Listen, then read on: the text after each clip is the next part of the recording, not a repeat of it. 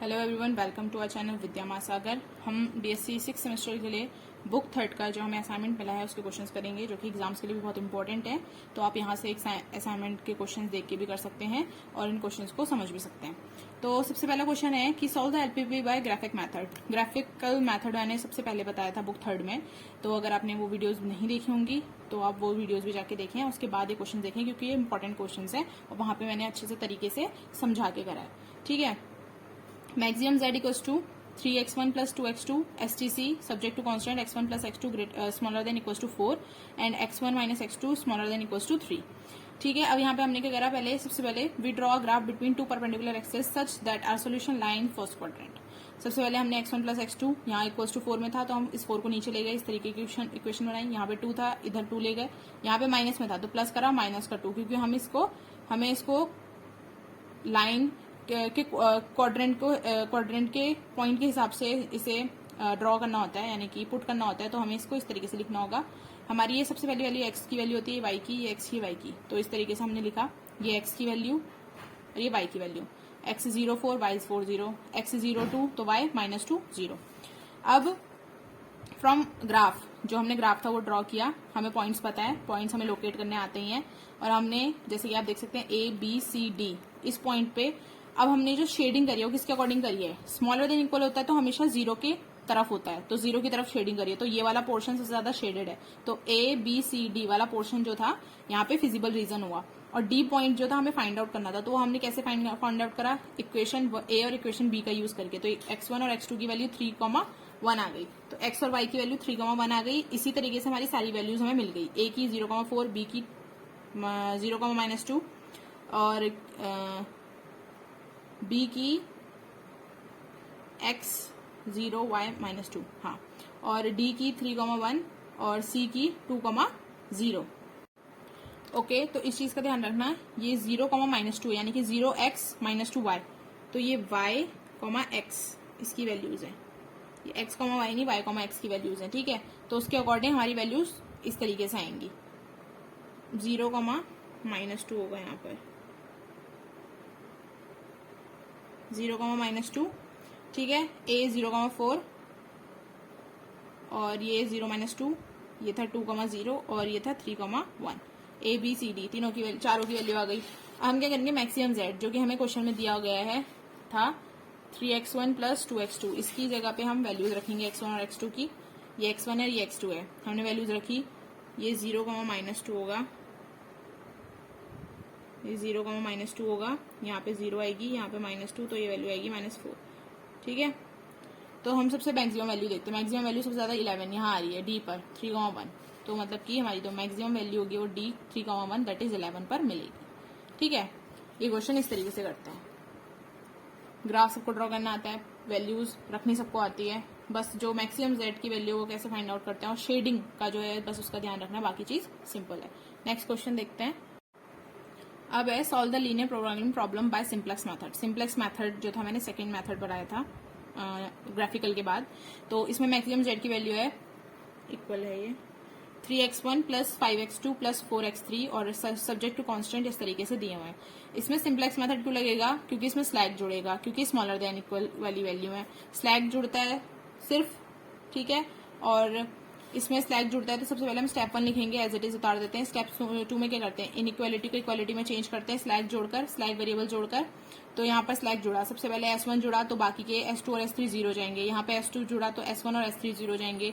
S3 इसमें जुड़ा तो S1 और S2 0 जाएंगे। अब मैक्सिमम जेड की वैल्यू भी हमने लिख दी। ठीक है, ये मैंने बताया है, मैक्सिमम जेड के लिए हम लिखते हैं, और 0 S1 0 S2 0 S3 हो जाता है। AI X equal to BI, matrix बनाई। मैट्रिक्स बनाने के बाद ये टेबल, जो कि बहुत इंपॉर्टेंट पार्ट है, ये टेबल जो है आपको बनानी आनी चाहिए। हमने ये टेबल बना दी, मैट्रिक्स के अकॉर्डिंग हमने वैल्यूज पुट कर दी। अब क्या हुआ, हमने ZJ माइनस CJ जब निकाला तो हमारी सबसे जो माइनस की सबसे बड़ी वैल्यू थी वो -5 आई, तो ये इनकमिंग हो गया। इनकमिंग में फिर हम क्या निकालते हैं, की एलिमेंट। की एलिमेंट यानी कि मिनिमम वैल्यू। मिनिमम वैल्यू हमें 8/3 में मिल रही है, तो हमने 8/3 में क्या बना दिया, डब्बा बना दिया, जो कि की एलिमेंट हो जाता है। अब इसके सामने वाली वैल्यू देखते हैं S1। S1 यानी कि ये जो होगा आउटगोइंग हो जाएगा। फिर जो हमारी टेबल बनेगी उसमें क्या होगा, इसको 1 बनाना होगा, तो हम क्या करेंगे, 3 से उसको पूरा डिवाइड कर देंगे। तो हमने क्या करा, इसमें 3 को पूरा डिवाइड करा तो कितना आ गया, अब हमने देखा x2 इनकमिंग हो रहा है, यानी कि S1 हटेगा, x2 आ जाएगा, x2 आ गया, बाकी की वैल्यू सेम रहेगी, x2 का जो कोफिशिएंट है वो आ जाएगा यहाँ पर। अब हमने वापस से सबको डिवाइड करा, 8/3, 2/3, 1/3, क्योंकि हमें इसको 1 बनाना था, 3 था यहाँ पर, ठीक है, 0, 1/3, 0, 0। अब हमें क्या करना होता है, इनकी जो नीचे की बाकी की जो वैल्यूज होती है इनको 1, 1 बनाना होता है। तो हमने क्या करा, इस वाली इक्वेशन को 2 से मल्टीप्लाई करा और सब्ट्रैक्ट कर दिया नीचे वाली वैल्यू से, यहाँ की नीचे वाली वैल्यू से। तो हमारा आंसर इस तरीके से आया, सेम एज इट इज। यहाँ पर फिर से वापस से 2 से मल्टीप्लाई करा और इस वाली वैल्यू से माइनस करा, तो हमारा ये आ गया, ठीक है। फिर जेड के लिए क्या करना होता है, इतना इंटू इतना प्लस इतना इंटू इतना प्लस इतना इंटू इतना, तो ये 5, 10/3, 5, ये आ गया आपका 0, ये आ गया 5/3, ये 0, 0। जेड माइनस सी जे, इन दोनों को माइनस करके ये वैल्यू आई, फिर से माइनस आ रहा है, हमें तब तक निकालना होता है जब तक ये पॉजिटिव ना हो जाए, यानी कि फिर से ये इनकमिंग हो गया, x3 आएगा और क्या जाएगा, S3 चल जाएगा, इसकी जगह पे x3 आ जाएगा। मिनिमम वैल्यू आपको पता है कैसे निकलती है, यहाँ से की बना दिया, इस पर डब्बा बना देते हैं।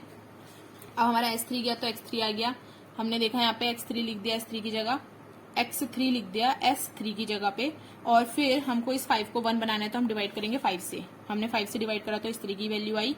उसके बाद हमें ये वाली जो है वैल्यू 0 है ऑलरेडी, तो हम एज इट इज ही उतार देंगे। इस वाली के लिए इसको आप इस वाली इक्वेशन को 4 से मल्टीप्लाई करेंगे और इस वाली इक्वेशन से माइनस कर देंगे, ठीक है। अभी तो मैं आपको यहाँ पे फास्ट बता रही हूँ, लेकिन जब अगर आपको समझना है तो आप मेरी जो पुरानी वीडियो है इसकी बुक 3 की, आप वहां जाके अगर देखेंगे तो मैं आपको तरीके से अलग अलग करके, जैसे मैं अभी आपको माइनस बता रही हूँ कि मल्टीप्लाई किया फिर माइनस किया, वहां पे मैंने पूरा सॉल्व करके बताया हुआ है अलग से, जो कि लिखते नहीं है फेयर में, वो रफ वर्क होता है, लेकिन मैंने वहां पे आपको बता रखा है कि कैसे सॉल्व करना है। तो आप उस वीडियो को जरूर जाके देखें, अब वरना आपको यहाँ पे बहुत ज्यादा कंफ्यूजन हो जाएगी, ठीक है। उसके बाद हमने यहाँ पे देखा कि ये वाली वैल्यू पे हमें माइनस मिल रहा है जेड माइनस सी जे करके, तो ये वापस से इनकमिंग हो गया।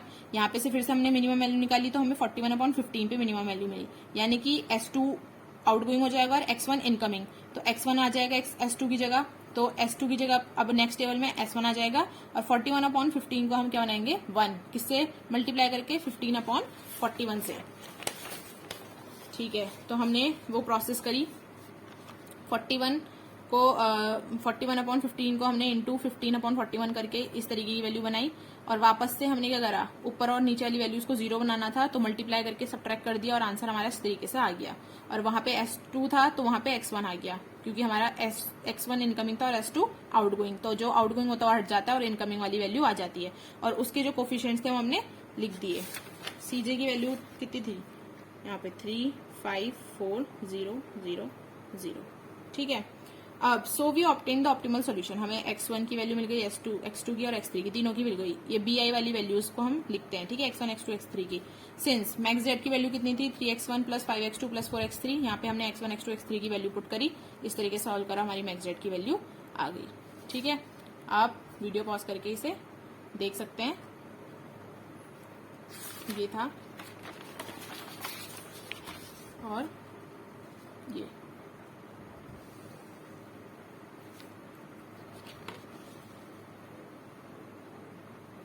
तो नेक्स्ट क्वेश्चन की तरफ बढ़ते हैं अब।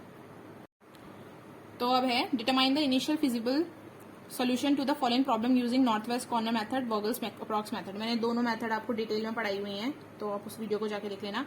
ये हमें क्वेश्चन दिया हुआ है, नॉर्थ वेस्ट कॉर्नर तो सबसे ईजी है, वॉगल्स भी ईजी है पर थोड़ा सा उसमें वर्क करना होता है।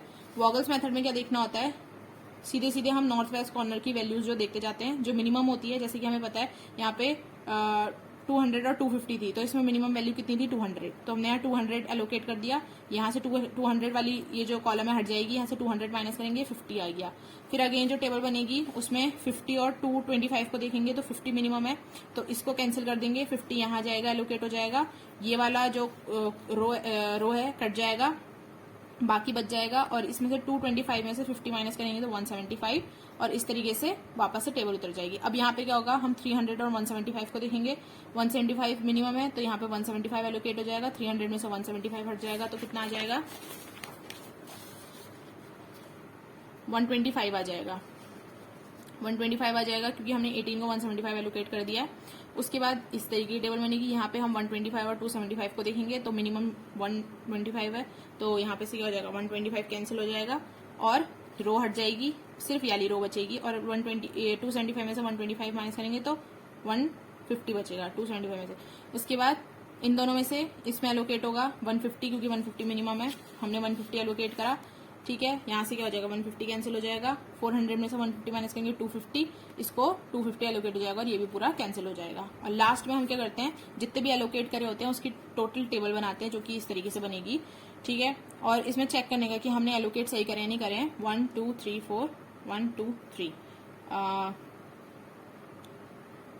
1 2 3 4 5 6 1 2 3 4 1 2 3 4 कॉलम और रो को ऐड करते हैं और -1 कर देते हैं। 4 + 3 7 -1 is 6 1 2 3 4 5 6 बनेंगे हमारे एलोकेट करें। फिर उसके बाद मल्टीप्लाई करके एडिशन कर देते हैं, हमारा आंसर इस तरीके से आ जाता है। और हमेशा याद रखना नॉर्थ वेस्ट कॉर्नर से कम वैल्यू आती है वॉगल्स मेथड की, तो हम वॉगल्स मेथड करेंगे। वॉगल्स मेथड में मैं बता देती हूँ, जैसे नॉर्थ वेस्ट कॉर्नर में हम लोग नॉर्थ वेस्ट कॉर्नर की जो वैल्यूज है मिनिमम वैल्यूज को पुट करते जा रहे थे और माइनस करते जा रहे थे, वहां पे हमें थोड़ा सा अलग करना होता है। जैसे कि देखिए, वॉगल्स मेथड में सबसे पहले हम पेनाल्टी निकालते हैं, सबसे मिनिमम वैल्यूज जो होती हैं उनका सब्ट्रैक्शन करके। ठीक है, जैसे कि 13 और 11 जो है सबसे छोटी वैल्यूज है, इन दोनों का सब्ट्रैक्शन करा तो 2 आया। यहाँ पे 16 और 14 है तो 2 आया। यहाँ पे 13 और 10 है तो 3 आया। इसी तरीके से यहाँ की कॉलम की भी मिनिमम वैल्यूज को सब्ट्रैक्ट करके 5 5 1 0 आया। फिर हम क्या देखते हैं, जो सबसे हाईएस्ट पेनाल्टी होती है, अब हमने देखा कि दोनों 5 5 पेनाल्टी थी, तो हम क्या करेंगे, इनमें से इसके अंदर से जो मिनिमम नंबर है वो है 13, तो हम उनके ये देखेंगे सप्लाईज देखेंगे तो 225 और 250, और इधर के देखेंगे तो 11 में 250 और 200। तो जो ज्यादा बड़ी वैल्यूज होंगी सप्लाई की, जैसे कि 225 और 250, तो वहां से इनकमिंग होगा, यानी कि वहां से हम अंदर को घुसेंगे एलोकेट करने के लिए। तो मिनिमम जो नंबर होता है वहां पे एलोकेट करते हैं मिनिमम नंबर, तो 225 करा, यानी जो कॉलम में कट जाएगी, इसमें से 225 माइनस करेंगे तो 25 बचेगा। ठीक है, फिर उसके वापस से हमने पेनाल्टीज निकाली, तो 11 और 14 की 3, 16 और 14 की 14 और 10 की 4, 11 13 और 10 की 3, और इधर भी 5 1 0। सबसे ज्यादा पेनाल्टी बड़ी किसकी है, 5 की, यहाँ से इनका अंदर घुसेंगे और सबसे छोटी वैल्यू को देखेंगे और सबसे मिनिमम सप्लाई को एलोकेट कर देंगे। 25 और 200 में से 25 जो है मिनिमम है, तो 25 एलोकेट कर दी। वापस से ये वाली अब रो कैंसिल हो जाएगी, बचा क्या, याला बी और सी वाला रो, तो वो लिख देंगे। फिर वापस से चेक करेंगे, 200 में से 25 को माइनस करा, क्योंकि ऊपर हमारा 25 कट रहा है, तो 175 हो गया। अब हमने वापस से पेनाल्टी निकाली, तो ये 2 आ रही है यहाँ पर, यहाँ पे 2 नहीं, ये 4 होगी, सॉरी, 10 और 14 की 4, यहाँ पे 13 और 10 की 3, यहाँ पे 5 और 1 और 0, तो सबसे बड़ी 5 है। फिर भी 5 से एलोकेट करेंगे मिनिमम नंबर को, मिनिमम सप्लाई 175 करेंगे, 300 और 175 में 175 छोटा है, 175 एलोकेट करा, तो वापस से हमारी वाली कॉलम खट गई, यानी कि अब D3 और D4 रह जाएगी और B और C वाली कॉलम रह जाएगी। इस तरीके से रह गया। फिर हमने वापस से पेनाल्टी निकाली, 4 3 1 0, तो 4 सबसे बड़ी है, तो यहाँ से इनकमिंग होगा, मिनिमम वैल्यू में मिनिमम सप्लाई जाएगी, यहाँ पे 125 आ गया, यहाँ से 125 माइनस हो जाएगा, तो क्या बचेगा,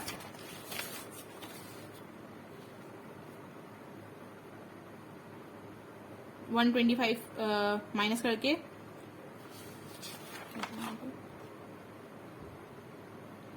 250 में से 125 माइनस किया, तो 125 बचा। यहाँ पे 400 आ गया, क्योंकि वाली रो कैंसिल हो गई थी।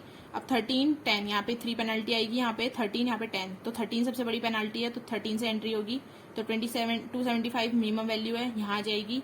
उसके बाद 10 बचेगा सिर्फ, तो 10 के पास 125 आ जाएगा। इस तरीके से फिर वॉगल्स अप्रोक्सीमेशन मेथड से हमने जो मिले हमें एलोकेटेड वैल्यूज उनको लिखेंगे और फिर मिनिमम कॉस्ट निकालेंगे, उनको मल्टीप्लाई उनका एडिशन करके। तो ये कितनी आ रही है, 1275 यहाँ पे आ रही थी 1200 200 नॉर्थ वेस्ट कॉर्नर यूज करके, तो इससे कम आ रही है वैल्यू, तो मतलब कि सही है। वॉगल्स मेथड में नॉर्थ वेस्ट कॉर्नर से कम वैल्यू आती है।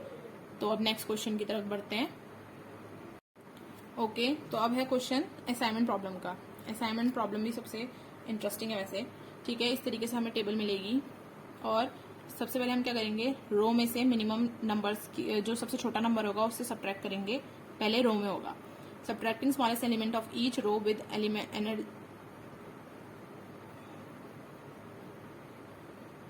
With smallest element of the corresponding row. Smallest element of that a corresponding row. तो सबसे छोटा नंबर क्या है 12, 12 से माइनस करा ये आया, फिर यहाँ पर 9, 9 से माइनस करा ये आया, फिर 21, 21 से माइनस करा ये आया, 14, 14 से माइनस करा ये आया। अब हम क्या करेंगे, रो के लिए माइनस कर दिया, अब कॉलम के लिए करेंगे। Subtracting smallest element of each column from every element of that column of each row with every element of column, ये एवरी होगा सर यहाँ पर एवरी, ठीक है। अब रो में देखेंगे, अब हम देख रहे हैं रो में यहाँ पे 0 ऑलरेडी, तो यहाँ पे कुछ माइनस नहीं करेंगे। यहाँ पे 0 नहीं था, यहाँ पे 0 नहीं था, तो 4 से माइनस करेंगे तो ये आ जाएगी वैल्यू। यहाँ पे 0 है, यहाँ पे नहीं करेंगे, यहाँ पे भी 0 है, तो रो में इस तरीके से चेक करते हैं। एक बार 0 है तो नहीं करेंगे। इस वाली कॉलम में 0 नहीं था तो हमने 4 से माइनस करा। इस वाली कॉलम में है 0 तो कुछ नहीं करा, इस वाली कॉलम में भी 0 है तो कुछ नहीं करा। अब हम क्या करेंगे, असाइन करेंगे। असाइन करने के लिए सबसे पहले 0, यहाँ पे 1 0 था तो कर दिया असाइन, यहाँ पे भी 1 0 था असाइन कर दिया, यहाँ पे 2 थे तो जंप करके यहाँ आ गए, यहाँ असाइन करा तो इसके कॉरस्पॉन्डिंग रो और कॉलम में अगर 0 है तो कट हो जाता है, इसके बगल में ये बचा था तो यहाँ कॉलम आ गया। हमने देखा हर कॉलम और हर रो में 0 है तो इसके फर्दर हमें कुछ नहीं करना है। अगर हर कॉलम और हर रो में 0 नहीं होते तो क्या करते हैं, तो हम क्या करते हैं, हंगेरियन मेथड लगाते हैं। ये भी मैंने आपको बहुत डिटेल में समझाया है, तो आप वो जाके जरूर देखना क्योंकि क्वेश्चन पेपर में वो क्वेश्चन बन सकता है, इंपॉर्टेंट है, ठीक है। तो यहाँ पे हमने देखा लेकिन हर रो और हर कॉलम में जो है 0 एलोकेटेड है तो हमें कुछ करने की जरूरत नहीं थी। Now we make assignment using 0 of every column which is not assigned, ठीक है, हमने बना दिया। Since in the last table every row and column is assigned, so we have completed optimal 0 solution। तो फर्स्ट के लिए फर्स्ट, सेकंड के लिए थर्ड, थर्ड के लिए सेकंड एंड फोर्थ के लिए फोर्थ, तो हमने असाइन कर दिया, यही हमें असाइन करना था। अब नेक्स्ट क्वेश्चन जो है वो है right the dual of LPP. ये हमको मैक्सिमम z इक्वल्स टू ये दिया है, सब्जेक्ट टू कांस्टेंट ये दिया हुआ है।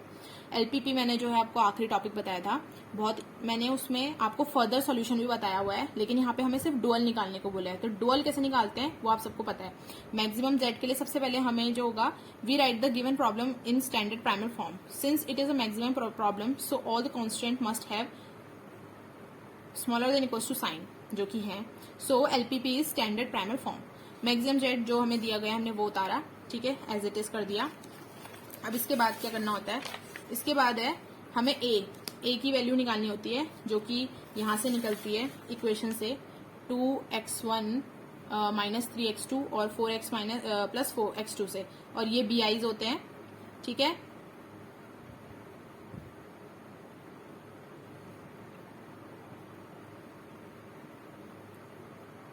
ये bi's होते हैं।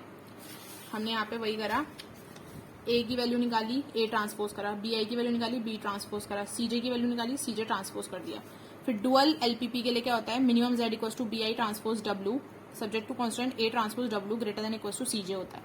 a ट्रांसपोज की वैल्यू ये रही, w की वैल्यू w1 w2 क्योंकि 2 इक्वेशंस बन रही है तो 2 आएंगे, और cj की वैल्यू कितनी है 1 और 2।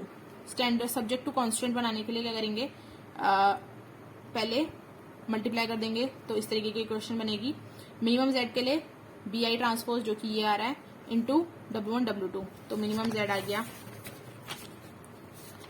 Minimum z 3w1 minus 4w2, तो हमें ये निकालना था। The dual is minimum z की वैल्यू है 3w1 माइनस 4w2 और सब्जेक्ट टू कांस्टेंट थे 2w1 plus 4w2 greater than equals to 1 minus 3w1 plus w2 is greater equals to 2, जहाँ पे w1 w2 है ग्रेटर देन 0। अब इसके further अगर बोला कि उन्होंने कि इसको एलपीपी को आपको सॉल्व भी करना है, यहाँ पे तो सिर्फ इतना पूछा गया था कि आपको डुअल निकालना है। अगर इसके आगे बोला गया right the dual of LPP and solve it, तो हमको क्या करना पड़ेगा, इस क्वेश्चन के अकॉर्डिंग आपको क्या करना पड़ेगा, सॉल्व करना पड़ेगा। जो हम CB XB और BI X1 X2 X3 W1 W2 W2 ऐसे करेंगे, और उसके बाद लास्ट में हमको इसमें मैक्सिमम Z पूछा गया है। जो मैं अभी आपको इसमें ये चीज ऐसे बता रही हूँ, पर आप अगर इसकी नेक्स्ट जो इससे पिछले वाली प्रीवियस वीडियो है उसमें देखेंगे तो मैंने आपको वहाँ पे पूरा अच्छे से समझा रखा है, तो आप वहाँ पे जाके चेक कर लेना कि एलपीपी को फर्दर कैसे सॉल्व करते हैं और लास्ट में कैसे कन्वर्ट करते हैं मैक्सिमम जेड में, ठीक है। मैक्सिमम जेड में तो डायरेक्ट हम कन्वर्ट कर सकते हैं मिनिमम जेड को माइनस से मल्टीप्लाई करके, ठीक है। इस तरीके से हमारी इक्वेशन आ जाती है। तो ये थे हमारे असाइनमेंट के क्वेश्चंस, होप कि आपको समझ में भी आए होंगे और आप यहाँ से क्वेश्चंस जो है खुद भी कर सकते हैं सॉल्व। तो इस वीडियो को शेयर करें और लाइक जरूर करें, कमेंट करें। Till then take care, good bye, see you.